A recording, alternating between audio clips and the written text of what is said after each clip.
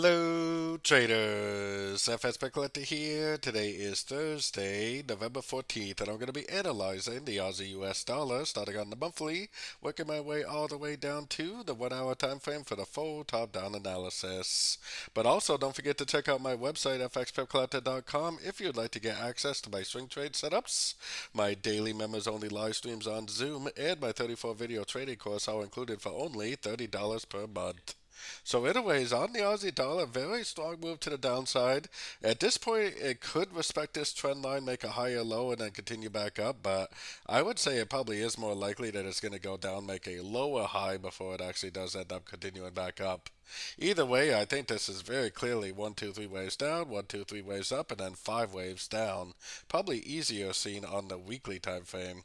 So on the weekly time frame, you can really see that this is definitely one, two, three waves down, one, two, three waves up, and then one, two, three, four, five waves down for a 3-3-5 pattern, or according to Elliot wave, a regular flat.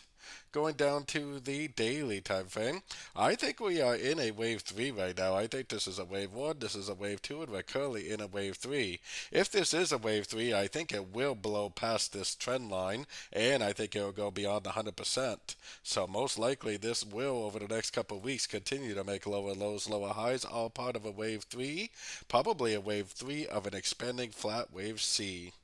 So taking it down to the 4 hour time frame. So like I said, 4 hour time frame, zoom back out a little bit. You can see that this is where the wave 1 ends. I think this little middle sets in right here is the wave 2. And I think we are already in a wave 3. This line right here represents the end of a trend. So if it does go up and break that, then that would definitely be the end of a trend. But for me personally, I think any move that we see to the upside, we have to look at as most likely just being a crescent to the last wave down. And most likely this time frame will continue to make lower lows, lower highs, all part of this wave 3. So let's keep going down to the 1 hour time frame. On the 1 hour time frame, like I said, even if it does go up, even if it does break some of these 1 hour time frame structure levels, that definitely doesn't tell me the whole downtrend is over.